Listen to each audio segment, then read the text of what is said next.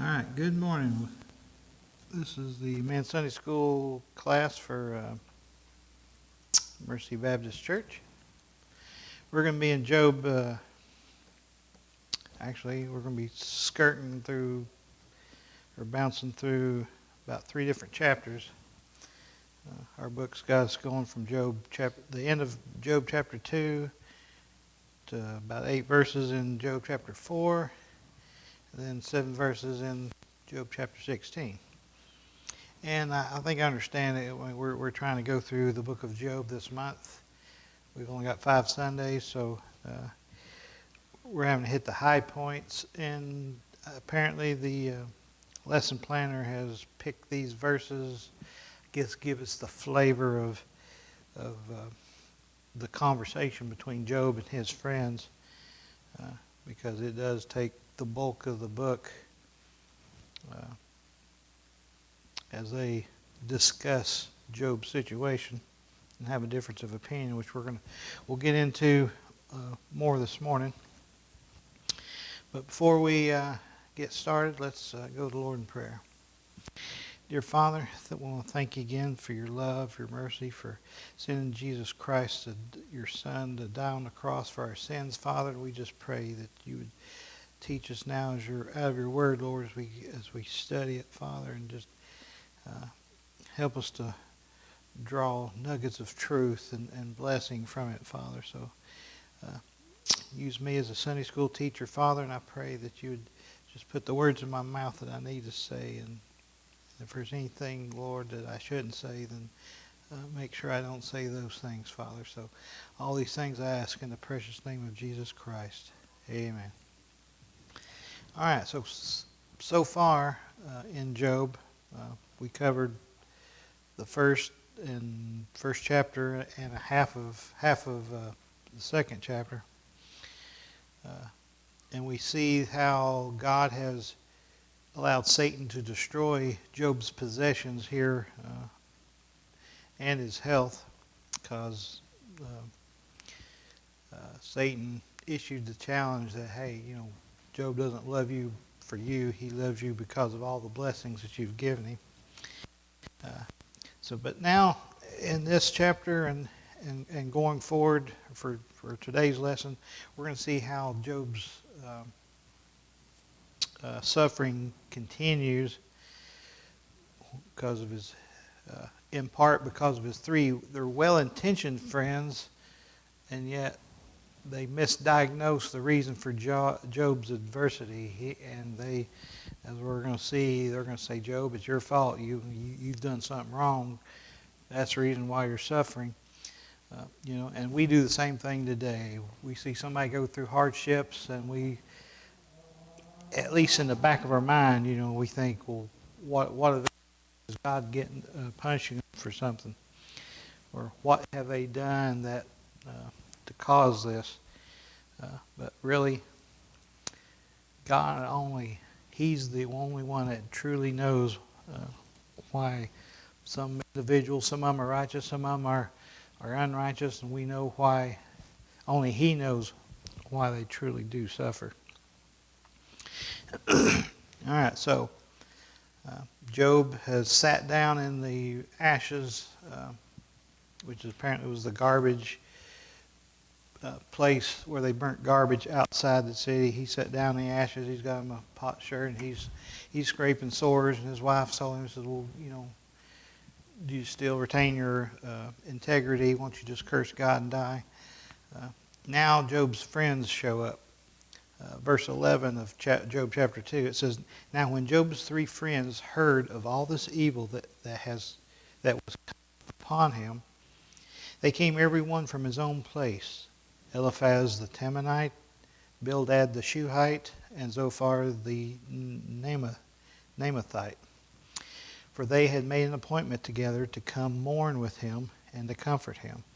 So Job has these 3 friends, and when they heard about what had happened to Job, they decided, hey, let's get together on such and such a day, and we'll go visit Job, and we'll mourn with him, and we'll try to comfort him. And that was very noble of them. That's what good friends should do for each other. Verse 12 says, "And when they lifted up their eyes afar off and knew him not, they lifted up their voice and wept, and they rent every one his mantle and sprinkled dust upon their heads toward heaven." So apparently as they are approaching town, I guess, where Job lived, it says when they lifted up their eyes afar off and knew him not. They saw somebody sitting on the ground up there and thinking, oh, well, that must be Job. That never crossed their mind. They're like, well, I wonder who this poor soul is that's sitting here suffering like that. And then as they get closer, they realize, oh, this is Job. Hey. And so they didn't recognize him when they first saw him, no doubt because of the boils and the sores that he had covering him from head to toe. And so it no doubt disfigured his face, and plus that was the last place that they would have expected to see him, as wealthy of a man and as important of a man as Job was, for him to be just sitting there in the garbage, basically on top of the garbage heap amongst the ashes like that. And so it says they lifted up their voice and wept and rent everyone his mantle and sprinkled dust upon their heads. So when they recognized him, they started mourning over Job's situation, his condition. They're like, how could such a great man be reduced to this, to this level, to this situation? And so, it broke their hearts. And so they expressed themselves in the way that people expressed themselves back then when they were grieving. They wept. Well, they lifted up their voice and wept. So it wasn't just tears coming out of their eyes. They just wailed with their voice. They rent everyone his mantle. They ripped their clothes and sprinkled dust upon their heads toward heaven. That's just the way they expressed their grief back then.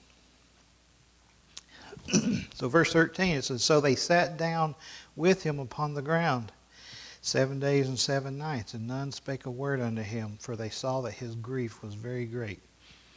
And so, just like good friends, as they should do, they shared in his grief because they sat down on the ground with him. This is really kind of fulfilling what Romans 12:15 says. Apostle Paul said, "Rejoice with them that do rejoice, and weep with them that do weep." Our brothers and sisters in the Lord, we should, when good things happen to them, we should share in the rejoicing, for them, be glad for them. But then when bad things happen, we should grieve and mourn for them and share in that burden, that they're going through. Now this word, the Hebrew word here for grief, it says they sat down on the ground with him for 7 days and 7 nights, and none spake a word unto him, for they saw that his grief was very great. That word grief means pain, which could be physical and or mental pain, or it can mean sorrow. And so I guess out of respect for what he was going through, they didn't say a word. They were not the ones that opened their mouth first. They spoke not a word, it says, for 7 days and 7 nights.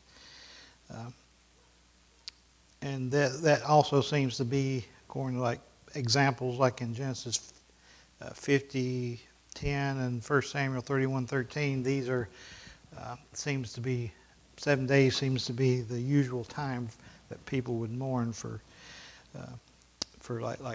when somebody died. All right, so nobody speaks, for 7 days. Now, our lesson skips over to chapter 4. In chapter 3, Job finally does speak after 7 days.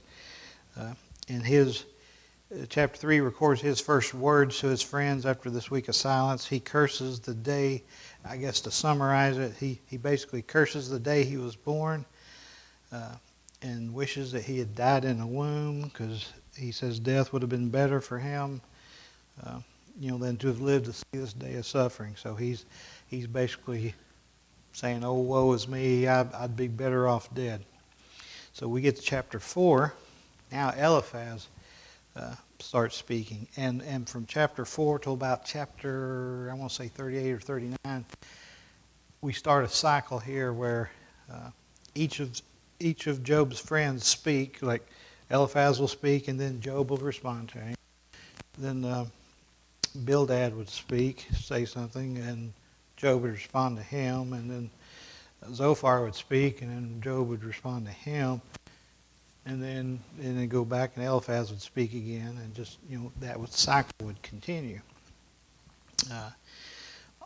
I think it goes through 3 cycles before we get to chapter 38, 39, wherever it is that they finally give up speaking, because I think it says Job had justified himself. But here, this is Eliphaz's first response. Job has just said, "Oh, I wish I was dead. I wish that the day that I was born didn't even exist," and he cursed the day he was born. So now Eliphaz responds there in Job chapter 4, verse 1. It says, "Then Eliphaz the Temanite answered and said, If we essay to commune with thee, wilt thou be grieved? But who can withhold himself from speaking?" So he says, he seems to be cautiously being the first one to speak. And he says, if we essay, the word essay, I think I dropped out. The word essay means to attempt, to attempt something. So he says, if we attempt to commune with you or talk to you, he says, wilt thou be grieved? Like, is it going to hurt your feelings? Is it going to hurt you or make your sorrow worse if we speak to you? And he seems to be trying to be polite about it. But then he immediately flips the coin here and says, but who can withhold himself from speaking? He says, look, after all that you've said so far, I can't, nobody could hold themselves back from speaking, because you got to remember, Eliphaz, Bildad, and Zophar, they all are coming to Job with they've already decided, I think, in their minds, Job has done something wrong, and that's why he's suffering. He's committed some sin or something or other. So apparently Eliphaz was expecting to hear a confession of sin, not Job saying, "Oh, I wish I was dead." So he's saying, look, who can, after what you just said, what you should have said, but considering what you did say, who can withhold himself from speaking? Who can hold back? It's like you need to hear something. Something needs to be said to you, and so who can hold themselves back from saying it? So verse 3, it says, "Behold, thou hast instructed many, and thou hast strengthened the weak hands. Thy words have upholden him that was falling, and thou hast strengthened the feeble knees. But now it is come unto thee, upon thee, and thou faintest. It toucheth thee, and thou art troubled." So he says, "Behold, thou hast instructed me, and thou hast strengthened the weak hands." He says, Job, previous to this, it used to be you was the one, when people was going through adversity, you was the one that was helping them, that you would come and you would instruct them, tell them, here's what you need to do.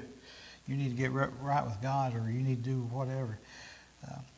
And he says, "Thou hast strengthened the weak hands." You've encouraged them and helped them, maybe even given them money or something. But he says, you is the one who was being the one who ministered to other people and tried to help them in the middle of their troubles. And then he says, "And thy words have upholden him that was falling, and thou hast strengthened the feeble knees." He says, look, you's the one that was helping people.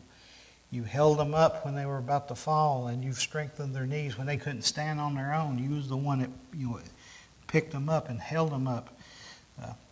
He said, "But now the tables have turned." He said, "But now it has come upon thee, and thou faintest. It toucheth thee, and thou art troubled." So he says, look, the tables have turned. Now you're the one having the troubles, the problems, the adversities.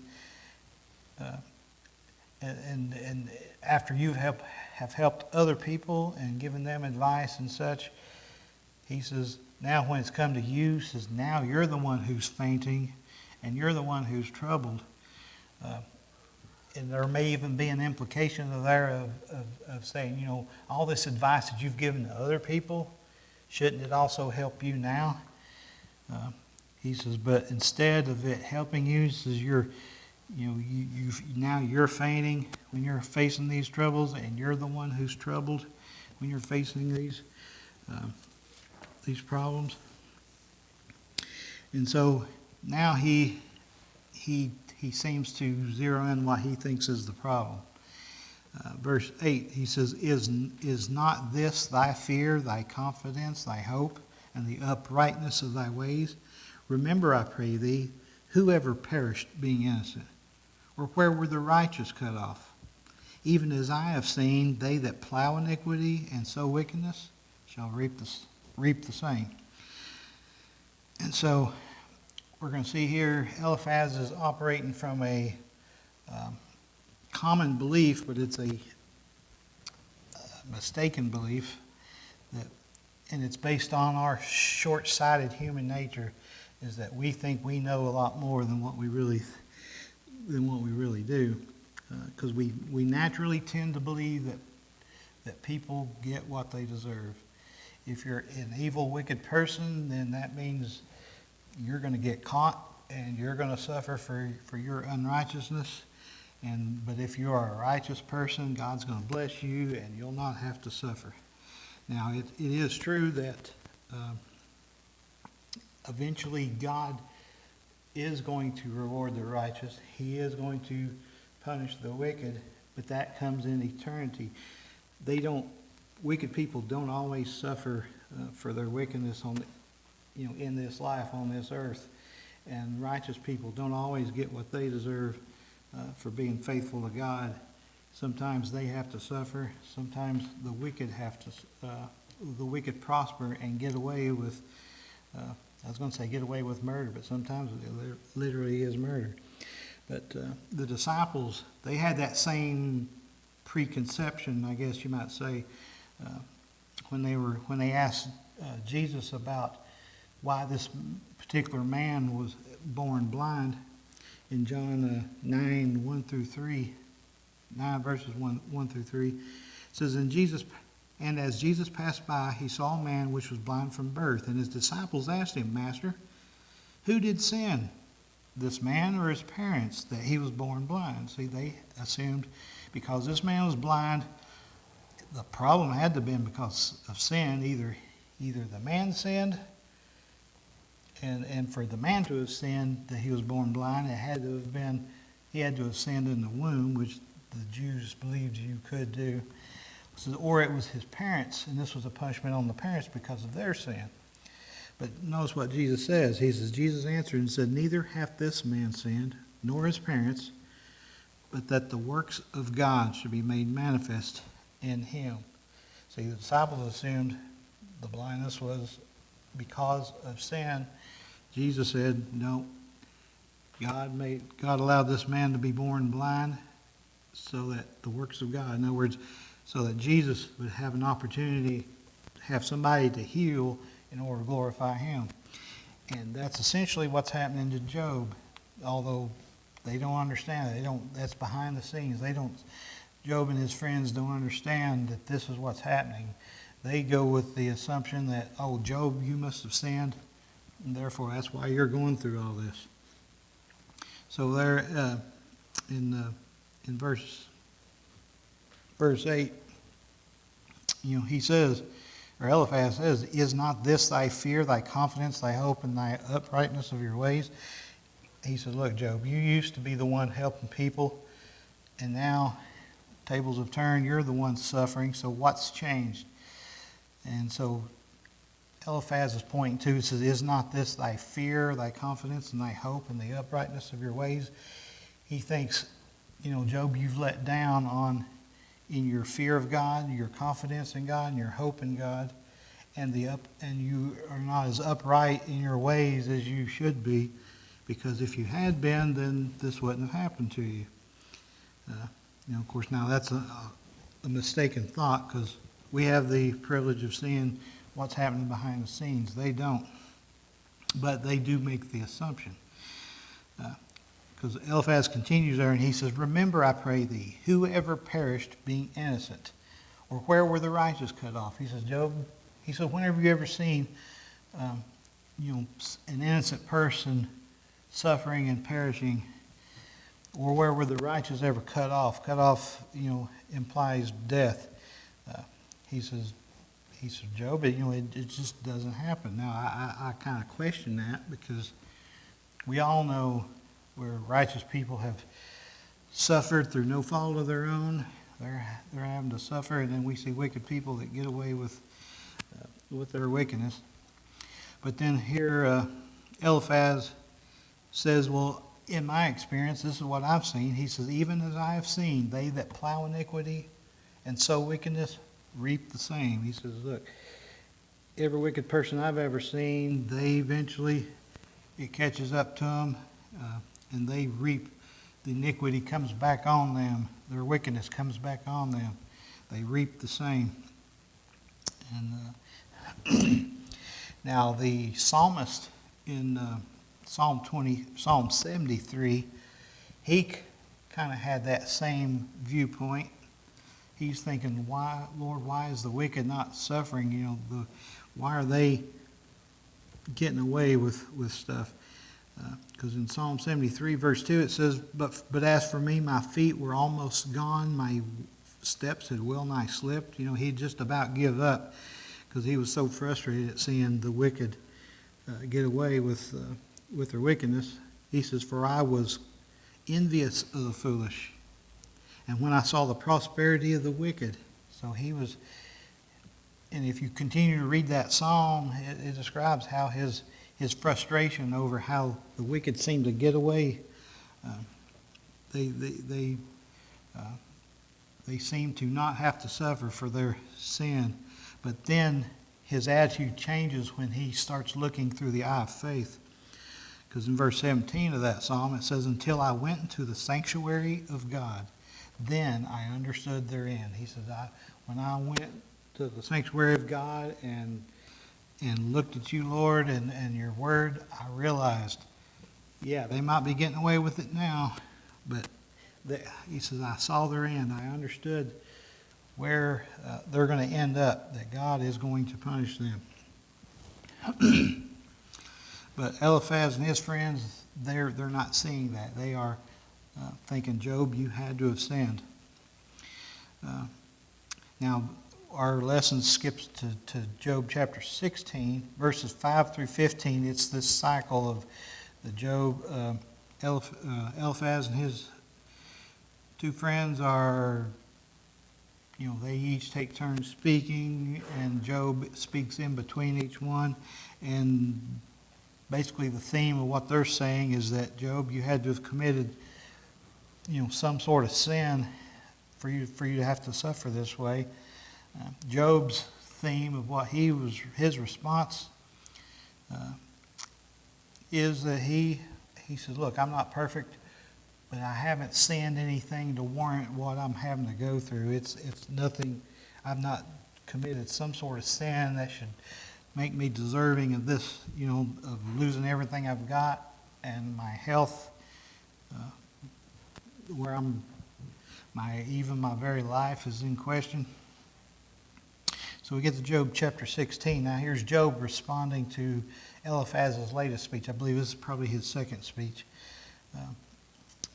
But Job responds to Eliphaz, and he says, and Job answered and says, I have heard many such things. Miserable comforters are ye all. And so he says, look, I've heard many such things. I've heard all this before. It's like you're not telling me anything new, because every one of them's had a turn already. Speaking to Job, and he's saying, look, everything you've said, I've heard it before. I know what you're, he might have said, I could have said it before you did, but I've heard all these things before. And then he says, miserable comforters you are. or are ye all.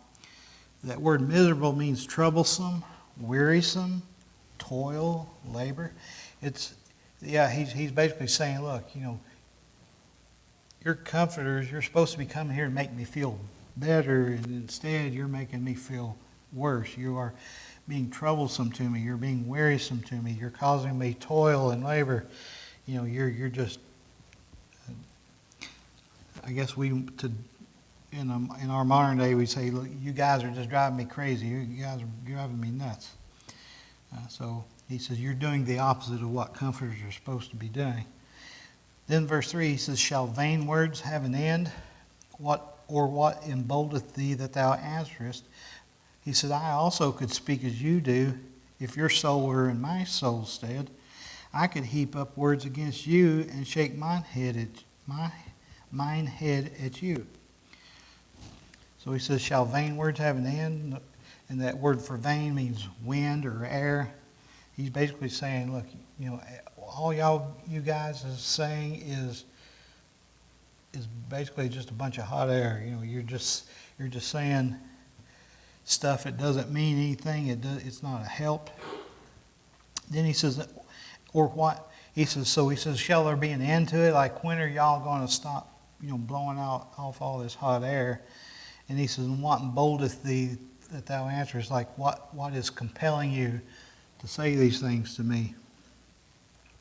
Then he says, I also could speak as you do, if your soul were in my soul's stead. He's saying, look, if we had traded places and you was the one suffering and I'm the one trying to talk to you, he says, I could say the same type of things. I could speak as you do. I could sit there and say all these words to you just like what you're doing to me. And he says, I could heap up words against you and shake mine head at you. So he says, look, I could just keep piling up the words. I can just like what you guys are doing, I could do that. And I could shake my head, shaking his head in disapproval. He says, I could also do that. But notice what he says in verse 5. He says, but I would strengthen you with my mouth, and the moving of my lips should assuage your grief. Though I speak, my grief is not assuaged, and though I forbear, what am I eased? So he says, look, the difference between me and you, he says, I could do the same thing. I could pile up words. I could sit there and speak, from daylight to dark, just like you guys are doing. He says, but if I was the one doing the speaking, I would strengthen you with my mouth. I would be saying things that would be helpful, that would strengthen you and encourage you and help you out. And he says, and the moving of my lips should assuage your grief. He says, I would be working to lessen your grief, because what you guys are doing is intensifying my grief, but I would be trying to, lessen your grief and to assuage it. Then he says, though I speak, my grief is not assuaged. And though I forbear, what am I eased? He says, look, basically, whether I speak or not speak, it's not helping me. I could give you all these words of encouragement. He says, but for some reason, when I say them to myself, or if I don't say them to myself, it makes no difference. My grief's not assuaged, and I'm not eased. It's just not enough. I can't. He's basically saying, he's not able to comfort himself, because he says, I can't think of anything that I could say that would make my grief easier to deal with. But then look at verse 7. He says, but now he hath made me weary. Thou hast made desolate all my company. So who is he? Who's he saying has made him weary?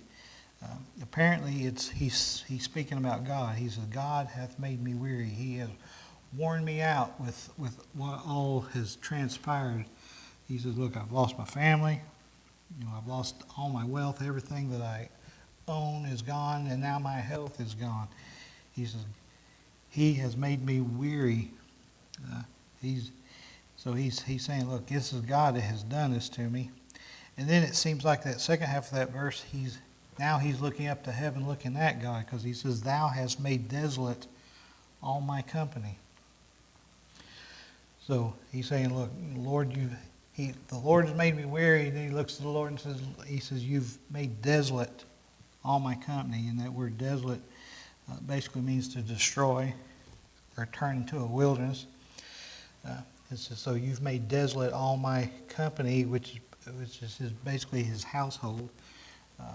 All his servants, all his family members, everybody's gone except his wife. And so he says, look, you've made, look what you've done to me. You have just basically destroyed me. And so Job here, he's, and it may be from this point on toward the end of the book, he does seem to, he takes the attitude that the Lord owes him an explanation, that he's saying, Lord, I've served you all this time, and why are you doing this to me? And sometimes we do the same thing. When bad things happen to us, we're like, Lord, why did you let this happen? Or why did you let that happen? But as we can see, I guess because we can see behind the scenes to see why the Lord's doing this, why this is happening. When things happen in our life, we can't see behind the curtain to see what's going on behind the scenes, to say, Lord, why is this happening? Lord, why are you letting this happen to me? Why'd you let me lose my job? Or why'd you let this accident happen? Or whatever. Why'd you let me get sick, Lord? And the only thing we can do is just say, Lord, I know there's a reason why you're allowing this to happen. Because so many times we think it all revolves around us. But we have to wait and look at, God looks at things from the big picture. He might let us go through some suffering now. But that's, what was it Apostle Paul said? And, and I'm paraphrasing it because I've, said, the sufferings of this world are not worthy to be compared to the glory that's going to be revealed in us. We need to just trust the Lord that his way is the best way. And I know in our short-sighted human nature, we don't like to suffer, and we can't, so many times we don't understand why we're having to go through it, and we don't understand why other people go through it. We tend to want to do like Job's friends and say, Job, you must have sinned. That's why you're suffering. But we've already quoted you two passages where that discount that idea that people suffer only because they have sinned. That sometimes the wicked do get away with their wickedness and don't have to suffer, and then sometimes God's people do suffer, even though they don't deserve it. But as we go through Job, we'll find out that we can trust God, and He is the Master. He's the Lord, and we need to just trust Him. And we belong to Him, so He's free to do with us whatever He wants to do. So I think it's Elihu. We'll get to see what Elihu, who's a fourth man, who we have not been introduced to, and as we'll see next week, we don't know exactly where he came from, but he's got some things to say that's very helpful, and he takes a different viewpoint than what Eliphaz, Bildad, and Zophar do. But until next week, I guess, hey, read Job. Job's a good study.